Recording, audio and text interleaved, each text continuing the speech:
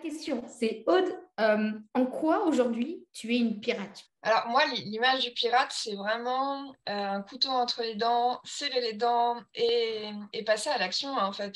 Vraiment faire la tyrolienne À l'abordage. sur la corde, sur la grand voile. La croyance que j'ai pétée récemment, c'est je suis pas capable. C'est vraiment, ça revient tout le temps. On n'a jamais fini le travail sur soi. Et je suis pas capable d'être superwoman et d'être la meilleure au monde. Et en fait, je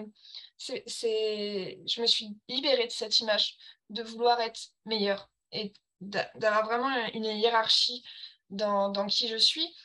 J'ai accepté, je suis capable d'être moi. Et il y a eu quand même plus de légèreté et c'est moi que je vends, enfin, c'est pas moi que je vends, mais c'est si mes clients me choisissent, c'est pour moi, c'est de ma façon dont je vais délivrer mes accompagnements. Donc, plus je serai moi, plus je serai authentique et plus mon business fonctionnera. Donc, et ça m'a beaucoup aidé. C'est la dernière prise de conscience que j'ai eue et qui fait que je suis un pirate. Ouais. Et je vais rebondir sur le mot authentique parce que je l'ai entendu pendant des années, jusqu'à ce que j'en parle avec toi la première fois qu'on s'est parlé sur Messenger. Et j'ai enfin compris ce que ça voulait dire être authentique, selon ma définition à moi. Et depuis, je me donne la permission de dire des gros mots. J'ai pas été vulgaire dans cette interview. En plus, je Non! suis Ah du genre ben, à c'est dire vrai, plein de gros effectivement. mots.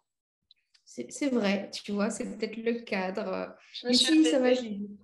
Moi, j'ai dit ta gueule à ma croyance, et putain, ta gueule à ma connasse derrière. Euh, du coup, pirate qui fait du rodéo. J'en parlais ce matin, j'ai fait un échange juste avant notre interview. Et c'est quand je vois, comme on est beaucoup sur les réseaux, hein, nous on développe notre vie sur les réseaux, donc on voit un petit peu tout ce qui se passe, surtout quand on arrive à plus de 2000 amis, on a quand même pas mal on peut scroller à l'infini. Je suis tombée sur un article d'une personne qui disait arrêtez de dire que la dépression c'est de votre faute et arrêtez de dire que le bonheur se choisit. Hmm. Et il y a quelques semaines, j'aurais réagi en mettant mon couteau entre les dents, enfin, Aaron, je vais t'apprendre que c'est pas ça, je vais te montrer que t'as tort. Et là, tu dis non, avoir tort ou avoir raison, c'est l'ego. Et là, j'ai plus de compassion. Et dans mon échange de ce matin, on disait compassion, c'est avec souffrance. La passion du Christ, c'est la souffrance. Con, c'est con, c'est avec. Et arrêter de voir la compassion comme avec la souffrance de l'autre, mais plutôt dans la compréhension. Et on a retiré la compassion, le désir d'être compatissant avec plutôt comprendre l'autre et ses schémas. Et, euh, et je trouve qu'il y a beaucoup moins de rodéo. Il y a eu beaucoup de montagnes russes émotionnelles où tu étais au top, tu te cassais la gueule, tu remontais au top. Et que là, tu vois, c'est une petite vaguelette mignonne qui fait oh, ok. Et j'accepte les éléments et j'accepte que tu as le droit de penser ça parce que c'est ta vision et ta vie. Et d'aplanir ce rodéo et d'aplanir ces montagnes russes, ça a vraiment été une belle liberté et un truc très très agréable à vivre. Donc je Merci fais pour du cette... rodéo, mais niveau 1, tu vois, sur le taureau mécanique. J'ai appris, j'ai la petite mallette et c'est moi qui décide de l'intensité. Super, j'adore. Oui, tu viens de nous donner une pépite de ouf. Avoir tort ou avoir raison, c'est l'ego. Et en fait, comprendre la carte du monde de l'autre, c'est ça la clé. C'est juste se dire, bah, on n'est pas obligé d'être d'accord.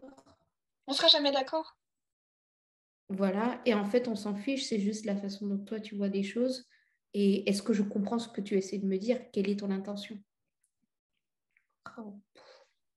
J'ai chair de poule. Chair de poule. Du coup, dernière partie du mantra, c'est le rainbow, l'arc-en-ciel. Moi, j'ai énormément de gratitude pour mon évolution et j'ai une manière de voir le monde qui rend tout naturel. Une fois que j'ai passé une étape, c'est naturel, c'est comme si c'était rien.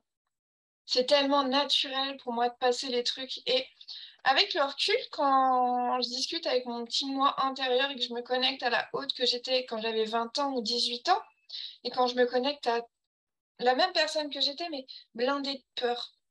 Et c'était vraiment de la façon dont je regardais l'autre. On voyait dans ma tête que j'avais peur, que je me rétractais, que je me cachais derrière l'alcool, des choses comme ça. Et, euh, et aujourd'hui, j'ai juste à être moi. Et c'est vraiment une fierté d'être qui je suis devenue aujourd'hui. Parce il y a de la fierté sans être dans l'ego.